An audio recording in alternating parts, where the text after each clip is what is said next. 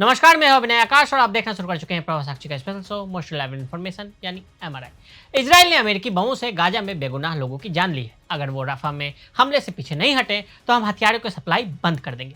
8 मई को अमेरिकी राष्ट्रपति जो बाइडेन ने यह चेतावनी इजराइल को लेकर दी। फिर अमेरिकी रक्षा मंत्रालय से खबर आई कि अमेरिका ने इजराइल को देने वाले बमों की एक शिपमेंट को रोक दी है। इस फैसले को अप्रत्याशित कहा गया। इजरायली हमास जंग के बीच अमेरिका ने पहली बार इतना सख्त कदम उठाया है, लेकिन 6 मई की रात जब इजराइल ने राफा ऑपरेशन शुरू कर दिया तो अमेरिका के पास कोई चारा नहीं बचा। अमेरिका ने इजराइल के कुछ हथियारों की शिपमेंट रोक दी। संकट की घड़ी में फंसे इजराइल की मदद के लिए दोस्त भारत आगे आया है। भारतीय कंपनी अडानी डिफेंस के किलर ड्रोन की सप्लाई करने के बाद भारत की सरकारी रक्षा कंपनी म्यूनिशंस इंडिया लिमिटेड ने इजराइल को विस्फोटक की सप्लाई की है। जब जब हमारे देश पर संकट आया है तो इजराइल ने भारत की मदद की है। हर युद्ध के मौके पर इजराइल ने भारत संग दोस्ती निभाई है। ऐसे वक्त में भारत जब बाकी दुनिया के देशों से उसे बहुत मदद इजराइल को नहीं मिल पा रही थी तो इजराइल ने आगे बढ़ते हुए भारत की मदद का हाथ बढ़ाया। कैसे बढ़ी दोनों के बीच तल्खी? पिछले कुछ महीनों में बाइडेन और नेतन्याहू के बीच तल्खियां बढ़ी हैं। अक्टूबर 2023 से पहले तक दोनों एक दूसरे से मिलने से भी डरते रहे। हालांकि जंग शुरू होने के बाद बाइडेन इजराइल पहुंचे और वहां उन्हें अटूट सपोर्ट का वादा किया, लेकिन ये याद दिलाना नहीं भूले कि इजराइल को कोई गलती नहीं करनी चाहिए। जैसे जैसे जंग आगे बढ़ी, इजराइल की कार्रवाई सवालों के घेरे में आ गई।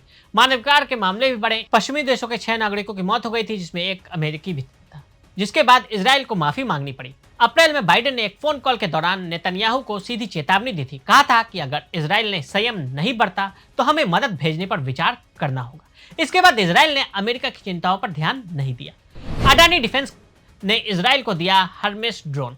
पिछले 5 वर्षों से अडानी समूह भारत में अपने कारोबार का विस्तार कर रहा है। इसमें इजरायली हथियार कंपनियों, इजरायली रक्षा बलों के लिए ड्रोन और अन्य हथियारों का निर्माण शामिल है। 2018 में अडानी इंटरप्राइजेज और एल्बिट सिस्टम ने संयुक्त उद्यम और Adani Elbit advance system India limited launch किया। इसका पहला ऑर्डर इजराइल रक्षा बलों के लिए हर्मेस 900 यूएवी बनाना था।